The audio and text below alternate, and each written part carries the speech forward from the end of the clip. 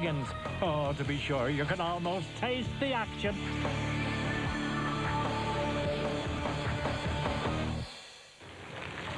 The Tusk Resort in Mmabatho was the base for the O'Hagan's Kopanong Hotel 500, round 5 of the Bankfin Off-Road Championship. Organised by the Mafeking Motor Club, the event was for motor vehicles only, with 37 special vehicles and 37 production vehicles scheduled to come under starters' orders. Highlights of the O'Hagan's Kopanong Hotel 500 round 4 of the Bankfin Off-Road Championship is proudly brought to you by Ford, Nissan, Toyota and Bankfin. If it moves, we'll finance it. The Production Vehicle Championship has been dominated all season long by Class D vehicles with Castrol Toyota pair Piet Haasbroek and Christo Bosch the crew to beat. The Tosca farmers finished on the podium and won Class D on the first 2 events of the championship, but blotted their copybook on the Toyota 1000 when they finished 3rd in class behind Duncan Foss and Mike Griffiths in the Nissan hardbody. The Nissan pair managed to close the gap to within 4 points of Haasbroek going into this event. The Class T brigade may have won races overall, but have not had the consistency of their Class D rivals. What I foresee is that one of the other classes is going to win the championships this year, because one race I won. I mean, we had 3 races and 3 different winners, and I expect the same for the rest of the season. So we sort of nail each other up front, and there's no chance that we're going to score enough points to win an overall championship. 3 class wins and overall victory on the Toyota 1000 sees Greg Dowse at the top of the Special Vehicle Championship log with a 24-point lead over Mr. Consistency, Giel Nel. Dowse has had a variety of co-drivers this season, and this time out Archibald Rutherwood shared the cockpit with him. Reigning Class B champion Giel Nel has had only 1 class win this season, but has quietly gone about amassing points in the other races. Obviously, being a fast race, we're going to battle a bit to the top end with the faster cars. But we're going to hang in there, drive conservatively and make it to the finish. Before the prologue got underway, there were some formalities like scrutineering to be attended to. And as in the case of the Toyota 1000, vehicles had to pass through a template to determine whether they would fit through a railway underpass. Some didn't make it. We've got a problem with our roof vents over here. We have the protective covers over it. Last year they used the same subway, so most of the guys could get through, but what's happened, a lot of changes obviously in the off season with the roof vents. As if we took this off, our roof vents themselves wouldn't last very long with the bushes, and certain of the other cars have got their air boxes sticking out the back now, so there have been some change, and that's what's caused the problem. Basically, they've given us an alternate route to follow. We're obviously a bit concerned because it's over almost like a virgin railway line. There's not an actual crossing over there, so we're a bit concerned that maybe you could hang the vehicle up on a chassis or something like that. And after our performances of late in the time trials, we want a clean time trial for a change. No cause for concern there. The prologue to determine starting positions on day 2 was a high-speed affair, with Hannes Grobler and Richard Leek and Geniel de Villiers and Francois Jordan in the Class Team Nissan hardbodies posting the quickest times. De Villiers was 48 seconds slower than Grobler. Third fastest were Lourens and Gerard Duplessis in their newly acquired mobile Jimco, in which Atang Machigenene won the Barberspan 500. Neil Woolridge and Kenny Skolthammer were 4th in the Class T Ford Racing Ranger, 2 minutes and 18 seconds behind Grobler. Only 11 seconds behind the Ford pair were championship leaders Haasbroek and Bosch in the Class D Land Cruiser. Atang Machigenene and Alex Sally in the Sam Racing Jimco were only 4 seconds off Haasbroek's time and second fastest in the special vehicle category. The Botswana businessman has become a major force and can be counted on to challenge for the lead every time he gets behind the wheel.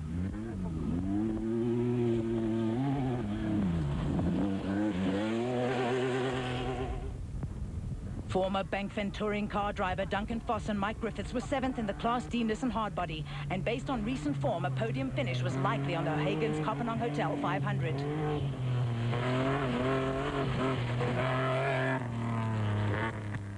The locally developed Bat has had a few teething problems which Gary and Bodo Berthold appear to have remedied. The father and son duo had a fine second in Class A on the Toyota 1000. Rashid and Faisal Noble from Botswana posted the 9th fastest time in the Chev V6 powered Aceco. Veteran Richard Carolyn and Jeff Minute were the leading Class S contenders in the O'Hagan's Kopanong Hotel Raceco and would start 21st. Gavin Gray and Brian Scott won Class B in the Barbaspan 500 and have had 2 non-finishes. Could leading Class B in the prologue spell a change of fortunes?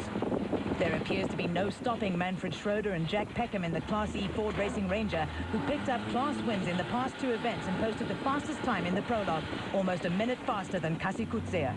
Class F contenders Paolo Piazzamuso and Scott Abraham were dogged by brake problems and a persistent misfire on the O'Hagan's Kopanong Hotel Jeep. There were problems for Douse too. He was worried about carrying heavy oaks with him.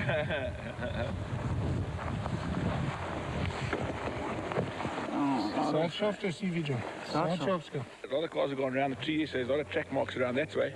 So I said right. Meantime, it was left, so Darcy went straight and into the tree and then hit reverse, and that's when the shaft snapped. Not a good start to the race for the Nashua Mobile crew. Back at the pits, there were problems of a human kind. We were busy with the time trial, and we caught up with the oak in his dust, and I think we got a bit frustrated, and I went too fast into a corner and a long left-hander, and I clubbed the bank on the outside, and we put the back on its roof. We're just going to put the new windscreen in and some body parts on it and fenders and stuff. So we'll be in tomorrow again. The time trial was very fast, but it was very smooth. Some places a little bit rough, but it's more like rally stuff. And we were very fast. I think the average speed was about over 80 kilometers an hour. And it looks like we're the fastest on this qualifying session, so we're very happy. 6 production and 4 special vehicles filled the top 10 starting positions for the O'Hagan's Kopanong Hotel 500, with the Nissan hardbodies occupying the top 2 positions. The Bankfin Off-Road Championship, presented by Ford, Nissan, Toyota and Bankfin. If it moves, we'll finance it. By Ford, Nissan, Toyota and Bankfin. If it moves, we'll finance it. The start of the O'Hagan's Kopanong Hotel 500, round 4 of the Bankfin Off-Road Championship, was bathed in the early morning sun as crews prepared for a grueling, dusty, high-speed 254-kilometer trek across the Northwest Province terrain. The organizers elected to start the bulk of the vehicles 10 seconds apart for safety reasons. This is what the class leaders had to say. We knew that this is going to be a very dusty event, so we definitely tried to start in the front, and it worked, and we're very happy. And I mean, it's a long race today, and we're going to try and stay in the front. I think that's going to be the best, but I don't think we'll be able to keep up with the pace of yesterday. We had a good run yesterday, nice clean run. We're hoping just to go slowly in the dust to start off with, and then slowly keep with the pace and try and catch up a little bit on the S classes and watch for the guys from behind. Ons gaan 'n bietjie afsak agtertoe en dan sal ons mos sien wat gebeur. Gelukkig waai die wind, so die stof gaan ons nie baie plan. Dit is my beste poging tot dusver. Ek het gedink sal met 1000 onder die 10 kom, nou is ek onder die 10, so ek dink van nou kan dit net beter gaan. Our Class B is becoming quite a force to be reckoned with. There's a lot of us have taken the older Class A cars and converted them to Class B. We do have a bit of a weight restriction because the cars are quite heavy, but no, the modern 2-litre engine, we've got them going properly, and it's going to be good fun. Because we've got three cars in the first in about 5 seconds, so it's going to be fast. Our biggest main concern is Hugo de Bruin in the E7 and the Toyota Hilux 2.7, and Jean-Pierre in the Kia. We don't see the Nissans as a direct threat, but they're there. We're not going to write them off. With minutes to go before the 8 o'clock start, things appeared to be relatively calm. But as has been the case on past events, all hell was about to break loose. First off the line were Hannes Grobler and Richard Leek, who had no dust with which to contend.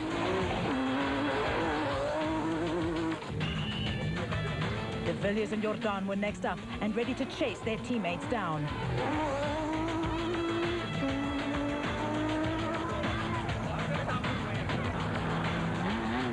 The Duplessis brothers have led many races in the past, but victory has been elusive. The rest of the field followed at 10-second intervals, and crews would have to contend with choking dust and poor visibility as they worked their way up the leaderboard.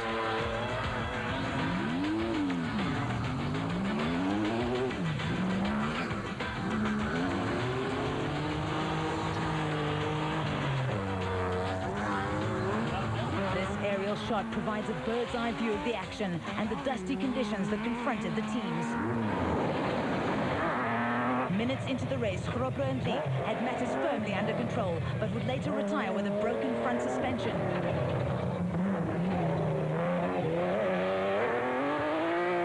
De Villiers and Jordan maintained a steady pace and had the advantage of a 40-second dust gap, which made the going somewhat easier.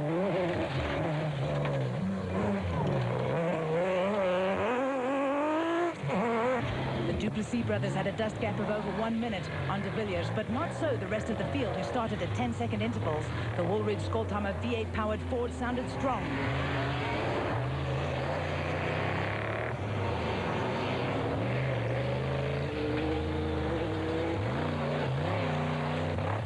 On board with Mmabatho and Sally in the Sam Racing Jimco. Just look at the way the suspension absorbs the rough terrain.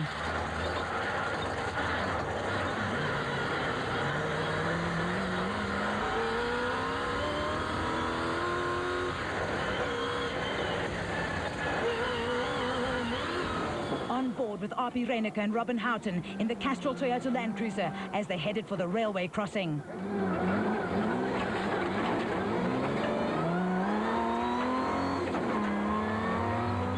Foss and Griffiths held down second place in Class D in the Nissan Hardbody, while Gary and Bodo Berthold were third overall in the special vehicle category. They were being chased hard by the Nobles.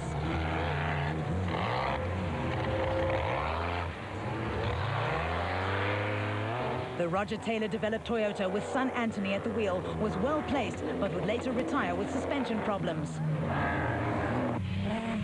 Just over an hour into the race, there were new leaders, De Villiers and Jordan in the Nissan Hardbody, who were closely followed by Woolridge and Skoldhammer in the Ford.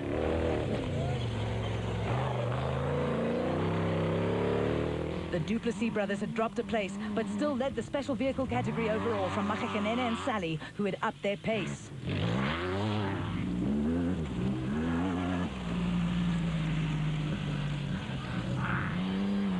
Reyneke and Houghton were third in the production vehicle category, but would later be forced to retire when a hub broke.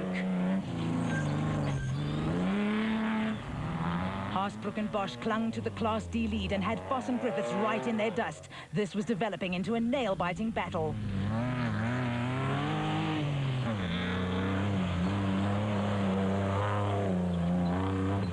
Nissan Sugarbelt 400 winners, John Weir-Smith and Tony George, had moved into the top 10 in the Huygens Kopenhagen Hotel Jimco, but they too would be forced into retirement. Gray and Scott were the Class B leaders in the Powerflow Race Co, while Carolyn and Minute had matters under control in Class S.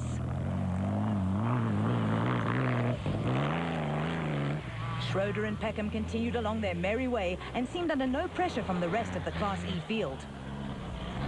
Disaster for brothers Schumi and Clinton van Vieren. A broken trailing arm on the Castrol Toyota Land Cruiser spelled the end of their race. 2.5 hours into the race, and De Villiers and Jordan were still in control of the race. Mmabatho and Sally had overtaken the Duplessis brothers and now led the special vehicle category.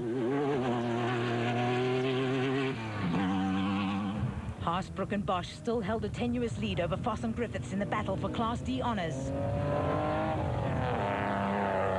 Carolyn and Minute led Class S in the Huygens Kopenhagen Hotel Race Co, but were coming under pressure from Frikkie Botha in the WPP. Henry Kirstein and Rainier Jooster were the new leaders in Class B, but the Sekarok Signmaster was sounding decidedly sick. KwaZulu-Natal cane farmers Schroeder and Peckham still led Class E in the diesel-powered Ford Racing Ranger.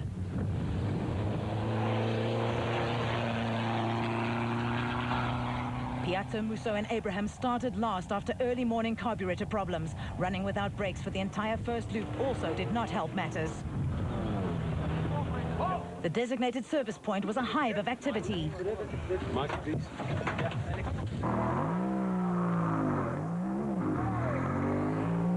Die route is 'n bietjie nou. Ons sukkel ons met die breekkar. Een paar wiel gekry, verder gaan ons lekker. Hey, awesome, eh? Very fast, but well marked and going well, eh? Going. Ons met daai ekstra vervang, ons kan nie so ry. Whoa, back, like okay.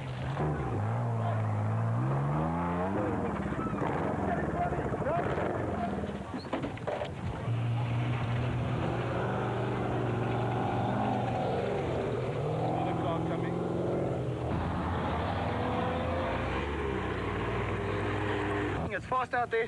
The boys are whacking each other. It's good going. It's absolutely excellent. Hy moet net afsak. Maak jy ratjie strap los vir die dif. Dan kom weer 'n bietjie stoot. Ja, dit gaan goed.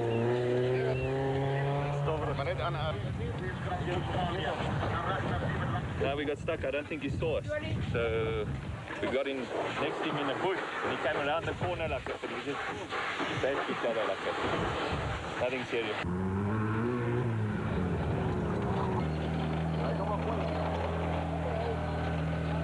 I think well. That's it. We lost the pad yesterday, and it seems the same things happened today. There's obviously a problem somewhere along the line.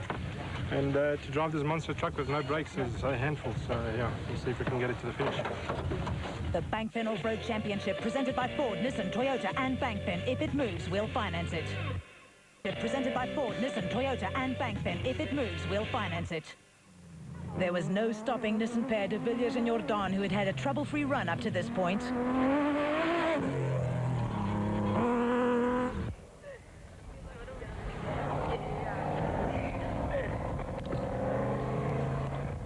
It wasn't all plain sailing for Woolridge and Skoltammer. The Ford Racing Ranger was stuck in fourth gear, which made the going difficult. Mmabatho and Sally were still the special vehicle leaders, but could not afford to relax for 1 second because the Duplessis brothers were just waiting to pounce. Interestingly, the mobile Jimco previously belonged to Mmabatho. Greg Harvey and Boy Stone were third in the special vehicle category in the Castrol Queen Motor Spares Jimco, while Duncan Foss and Mike Griffiths were the new Class D leaders.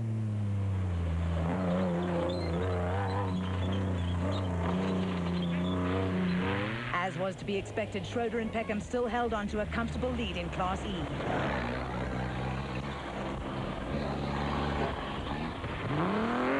Mark Corbett and Juan Moore in the Century Property Developments Isuzu had moved up into second in Class D following Haasbroek and Bosch's retirement. The M&E glass bat of Bodo and Gary Berthold was now third overall in the special vehicle category and was going like the proverbial bat out of hell, as was the Sony PlayStation Pajero of Henry and Maurice Zermatten. Marcus Taylor and Mark Deschalaine were the new Class B leaders in the Truck Time Ace Co, but were under pressure from Colin Matthews in the single-seater industrial hardware WPP.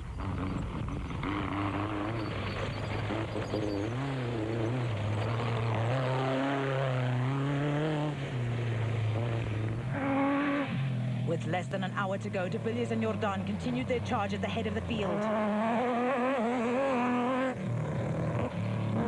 The special vehicle leaders were still Mmabatho and Sally in the Sam Racing Jimco.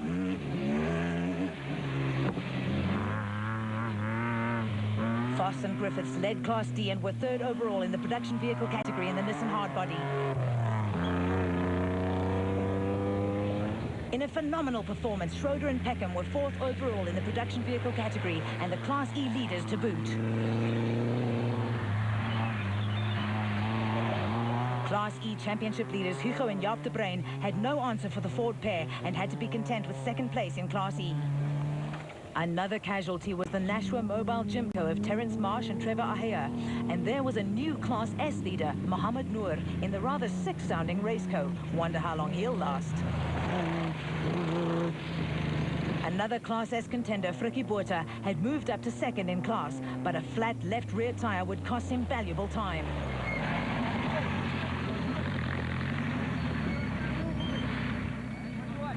About 10 k's ago, we went through one of the rural areas, and one of the locals threw a huge big rock at us. And the rock went through the cockpit and has hit the back of the radiator. You can see where the hole has been punched in the radiator. That's what he threw to the cockpit from the side of the road. They broke the radiator. And nearly broke my Mazda as well. While Botha struggled with his seatbelts, Carolyn and Minute sneaked by to regain the Class S lead. Now the race was on.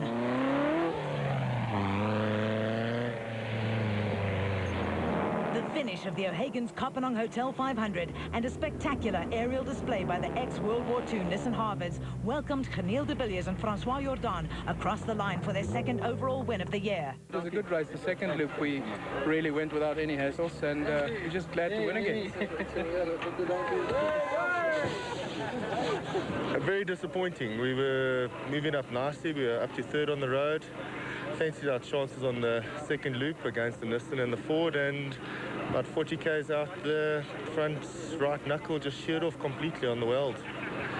Nothing you can do about that. A bit of a moment. Fortunately, it didn't happen in one of the fastest sections, but yeah, very frustrating, and that was our day run. So, yeah.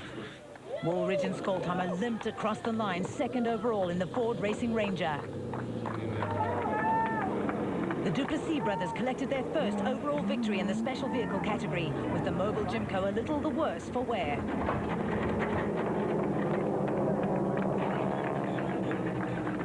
They were followed 12 seconds later by Mmabatho and Sally in a similar Jimco. Champagne for the victors. Nou, ons 'n bietjie verdwaal vanoggend en 'n pap wiel gekry, en toe die tweede helfte nou het ons bietjie Mmabatho voor ons, toe hy net 'n rongslot gemaak en toe kon ons verbygaan. Mmabatho and his family were proud onlookers. We had a punchless ride, and thanks again to this guy coming. You know, he brings a fair amount of luck to us. Third overall in the production vehicle category, and the Class D win went to Foss and Griffiths. We had a great run until some of the locals threw a couple of rocks through our windscreen, but one landed on either on my head or on my lap, I don't know, and it hit Mike and the glass came through onto his face, but other than that, no problems. It was a great run. More drama was to come as Billy Prinsloo sped to the finish, a victim of the stone-throwing incident. He was struck above the eye by a rock and returned back along the route to alert a marshal. This deviation from the route resulted in his exclusion from the results. Schroeder and Peckham led from start to finish to pick up the Class E win. Oh, man. I got hit by rocks through the side first, straight through the windscreen. I don't know, look, it's just bad news, eh? A bit of a scary one, with all the stones and rocks and barbed wire across the road, and it's not nice, eh? Stones and big rocks rolled in the road, and no. Marcus Taylor and Mark Deschalain notched up their second consecutive Class B win in the Truck Time Ace-Co, while Frikkie Botha got the better of Carolyn and Minute to win Class S. Marius and Francis Boersma provided for some light relief when they arrived without a roof on their Land Rover. It was later retrieved by an enthusiastic and vocal group of youngsters. Kasi Kutsia had to be airlifted to hospital as a result of the stone-throwing incident, and co-driver Oki Hubert drove home solo. We had a bit of an unfortunate incident. Kasi was thrown by a rock. It looks like his mold, everything is broken, his teeth came out, so we stood for about half an hour waiting for a chopper, but luckily he's in hospital and just luckily stable by now. Piazza, Musso and Abraham in the O'Hagan's Kopenhagen Hotel Jeep finally made it to the finish and won Class F in the process. It was a really eventful event. I think everything that could have gone wrong has gone wrong. But I think we've defied all odds and got it to the end. So I think for the O'Hagan's Kopenhagen team, it's a great satisfaction. The top 10 placings in the production vehicle category, overall victory and 2 class wins for Nissan and 1 class win for Ford in the O'Hagan's Kopenhagen Hotel 500. Jimco's occupied the top 3 positions in the special vehicle category, a fine 6th overall for Taylor and Deschalain, and a maiden class win for Frikkie Botha. The O'Hagan's Kopenhagen Hotel 500 Round 4 of the Bankfin Off-Road Championship was proudly brought to you by Ford.